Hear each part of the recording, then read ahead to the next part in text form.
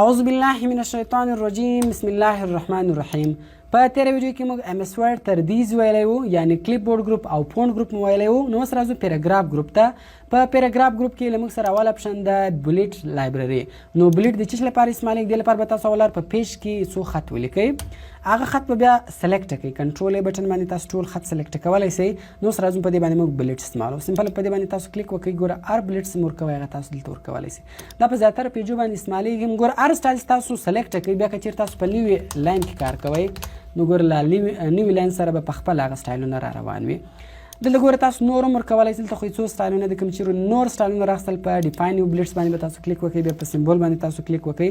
ګوره نور سټایلونه هم راغلل، داسې مار یو خوښ و. مثال زه کتاب ورکوم، کتاب سلیکټ کړئ، اوکې ګوره لار لاین سره اوس کتاب راغلی. او ګوره زیاتره که تاسو چیرې په ډېر پارمان کې لیدلي دلته فون نمبر لیکلی وي، اول ته بیا دغه ورسره وي، یعنی فون نمبر یې لیکلی وي، د فون شکل وي، د ټلیفون شکل ورسره وي. نو هغه تاسو هم کولی شئ. سمپله ګوره دا دی سلیکټ کړئ، راسئ دلته په ډیفاین نیو بلیټس کې په سمبول باندې به تاسو کلیک وکړئ، د ټلیفون تاسو ته راوړئ، په دې باندې کلیک وکړئ، اوکې. اوس ګوره خالي له ټلیفون سره د ټلیفون شکل راغلی. نو دا له موږ سره بلیټس. اوس راځو ګوره په دې کې دا بیا له موږ سره نمبر، دلته بیا تاسو نمبر ورکوئ. هلته تاسو بلیټس ورکوئ، دلته بیا تاسو نمبر ورکولی شئ، رومنه ده، د ABC دغه تاسو ورکولی شئ. ګوره هر یو څه مو خوښ وي سمپله کلیک به کوئ، هغه تاسو دلته په استعمالولی شئ. بیا راځو ګوره په دې کې دریم اپشن ده، دلته بیا تاسو دغه بیا د جز لپاره استعمالیږي. اوس مثال کې چیرې تاسو یو کوشن پیپر لیکئ نو د هغه لپاره دا استعمالیږي. کوشن د هغه جزان لري، د هغه لپاره بیا موږ دغه اپشن استعمالوو. اوس مثال ګوره راځو زه دا ټول ختمومه، په دې کې زه رالمه دغه اول سټایل مې سلیکټ کړئ. ګوره سوال نمبر 1 ده، وای واټ از کمپیوټر، یعنی کمپیوټر څه شی ده. اوس ګوره که زه انټر بټن هم دا سوال نمبر 2 شروع زه ورته یا دا جز لري، جز که ورکوئ په کیبورډ کې به تاسو ټیپ بټن وئ. کله چې تاسو ټیپ بټن وئ تاسو کتلی شئ ګوره دلته جز راغلی. مثال دې جز نمبر 1 ده، جز نمبر 1 سافټویر ده. انټر بټن وئ، جز نمبر 2 د هارډویر. تاسو کتلی شئ ګوره موږ جزان ورکو. اوس که زه چیرې انټر بټن هم دا خو سی جز شروع سو، زه ورته یا سی جز ختم سو، سوال نمبر 2 شروع سو. نو انټر بټن باندې به تاسو کلیک وکړئ، ګوره بیرته سوال نمبر 2 شروع سو. مثال دلته زه اوس ورته لیکم چې واټ از سافټویر، سافټویر څه شی ده. اوس که زه انټر بټن وګوره سوال نمبر 3 ده، زه ورته یا دغه سوال ده، سوال نمبر 2 جز لري، ټیپ بټن کلیک کړئ، ګوره د دې جز نمبر یې د مثال سیسټم سافټویر ده، او جز نمبر 2 چې شی ده اپلیکیشن سافټویر ده. دغه رقم ګوره کوم چیرې د اپلیکیشن سافټویر مثال جز لري، بیا ټیپ بټن ګوره هغه ته تاسو جز پسې ورکولی شئ، یعنی په ټیپ بټن تاسو جز ورکولی شئ او په انټر بټن تاسو جز ور ختمولی شئ. نو دا له موږ سره د دې اپشن کار دا د کوشن پیپر لپاره استعمالیږي. بیا راځو ګوره په دې کې دا الاینمنټ ده، دا بیا د ټیکسټ الاینمنټ لپاره استعمالیږي. نو اوس ګوره دا خط چې ده دا لیفټ سایډ ته ده، زه رایټ سایډ ته غواړم، په دې اپشن کلیک وکړئ، ګوره خط رسته طرف ته راغلی، کوم سینټر ته راوستی په دې کلیک وکړئ، خط مابینځ ته راسي، سینټر ته راسي. نو بیا راځو ګوره په دې کې جسټیفای بیا د خط برابرېدو لپاره استعمالیږي. زه یو راځم نوی ډاکومنټ راخلم، دلته مې فارموله استعمال کړله. اوس ګوره که موږ دا خط ما سلیکټ کړه، اوس ګوره دا خط چې ده دا لیول نه ده. اوس ګوره دا یوه لیکه کوچنۍ ده، دا بل لیکه غټه ده، یو کوچنۍ ده دا بله غټه. زه ورته یا زه غواړم دا لیول راولم، ایکول یې راولم. سمپله به ګوره دا خط بیا تاسو ټوله سلیکټ کړئ، کوم چې تاسو لیول کوئ، را به سي تاسو په جسټیفای باندې کلیک وکړئ. کله چې تاسو په جسټیفای کلیک وکړئ نو ګوره دا به ټول دلته جسټیفای سي، برابر به سي، تاسو کتلی سئ.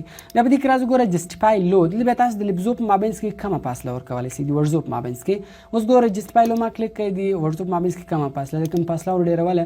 جسټیفای میډیم کلیک کړئ، ګوره فاصله زیاته سوه، ویډیو سپیس پرووایډ سپیس، کوم نوره فاصله ورکوله جسټیفای های باندې کلیک وکړئ، ګوره فاصله یې نوره زیاته سوله. نو دا له موږ سره جسټیفای. بیا راځو ګوره دلته بیا تاسو د لاینو په مابینځ کې فاصله ورکولی شئ، هر څونه فاصله سیم ورکوله هغونه فاصله دلته تاسو ورکولی شئ. کوم فاصله ختموله 1.0 یې کړئ، او بیا به راسئ دلته په دې ریموو سپیس افټر پیراګراف باندې کلیک وکړئ، نو هغه فاصله به ختمه سي. ګوره زیاتره لیکل کېږي هم دا رقم. اوس ګوره که چیرې دلته موږ فاصله دې ته ورکړو، اوس ګوره هغه یې څو خط ته لیش خط موږ لیکلی ده، ټوټل پیج یې ونیوئ، موږ ټوټل پیج را ضایع کوي. او که چیرې دلته موږ د دې فاصله ورکمه کړو، ګوره دغونه نور خط په دې پیج کې ضایع شي، نو زیاتره دا رقم لیکل کېږي. بیا راځو ګوره دلته بیا تاسو د خط ډایرکشن ور چینجولی شئ، خط ته سپیس ورکولی شئ. دلته ګوره خط تاسو رایټ سایډ ته بیولی شئ او بیا تاسو بیرته لیفټ سایډ ته راوړلی شئ. بیا راځو دلته ګوره دلته بیا تاسو بیکګراوند ته کلر ورکولی سئ کوم خط تاسو سلیکټ کړی دغه بیکګراوند ته رنګ ورکولی سئ او بیا تاسو د خط ډایرکشن ور چینجولی سئ. مثال ګوره که چیرې تاسو انګلیش لیکئ انګلیش خو له دې خوا لیکل کېږي او کوم چیرې اردو لیکلی یا پښتو لیکلی هغه خو له بل طرفه لیکل کېږي. سمپل به بل ته تاسو رایټ ټو لیفټ کلیک کړئ. کله چې تاسو رایټ ټو لیفټ کلیک کړئ اوس کوم اردو لیکله یا پښتو لیکله هغه بیا له دې طرفه لیکل کېږي. یعنې تاسو د خط ډایرکشن ور چینجولی سئ. یو لیفټ رایټ د له چپه طرفه به رسته طرف ته لیکل کېږي او بل رایټ ټو لیفټ د هغه بیا له رسته ته چپه طرف ته لیکل کېږي. ګوره ما خپل کمپیوټر ته اردو پښتو دواړه ور انسټال کړي دي. دا به انشاءالله زه په دا روان ویډیو کې در وښیم چې موږ څنګه کمپیوټر ته اردو او پښتو کیبورډ ور انسټالولی سو نو بیا تاسو په هر پروګرام کې کار ځینې اخیستلی سئ. ګوره ما اوس انسټال کړي دي. زه راځم مثال د ما اردو زبان سلیکټ کړئ. ګوره دلته اوس ما ولیکئ نور کمپیوټر اکیډمي نو تاسو کتلی سئ ګوره اردو بیا اوس له دې طرف څخه لیکل کېږي. اوس که اردو خو نو اوس بیا له دې طرف څخه نه لیکل کېږي. کوم اردو لیکله دا رایټ ټو لیفټ به سلیکټ کوئ او کوم چیرې انګلیش لیکئ بیا به لیفټ رایټ سلیکټ کوئ او بیرته به دلته راځي انګلیش به سلیکټ کوئ. د زبان شارټکټ کې سیده په کیبورډ کې الټ شفټ الټ شفټ کله تاسو کلیک کوئ ګوره اوس پښتو زبان راغلی. تاسو دلته کتلی سئ الټ شفټ کوم کلیک کوئ ګوره اوس بیا اردو زبان سو. الټ شفټ کوم کلیک کوئ بیرته ګوره اوس انګلیش زبان راغلی. نو دا له موږ سره بیا تاسو د خط ډایرکشن ور چینجولی سئ. بیا راځو ګوره په دې کې دا A to Z دا بیا ترتیب لپاره استعمالیږي. مثال ګوره ما نمبر ولیکل 176542 ګوره دا اوس بې ترتیبه ده 176542 را روانه. زه ورته میازې په ترتیب غواړم. په دې باندې به تاسو کلیک وکئ. په دې کله هم تاسو کلیک وکئ ګوره په دې کې دوه اپشنان راځي یو اسینډینګ دی یو ډیسینډینګ ده. کوم اسینډینګ سلیکټ کړئ ګوره اوس بې ترتیبه ده اوکې مې کړئ ګوره 1 2 3 4 5 6 7 راغلی په ترتیب سو. کوم چیرې ډیسینډینګ سلیکټ کړئ اوکې مې کړئ ګوره 765431 راغلی په ترتیب سو. نو دلته بیا اسینډینګ په ترتیب ډیسینډینګ به ترتیب کوي.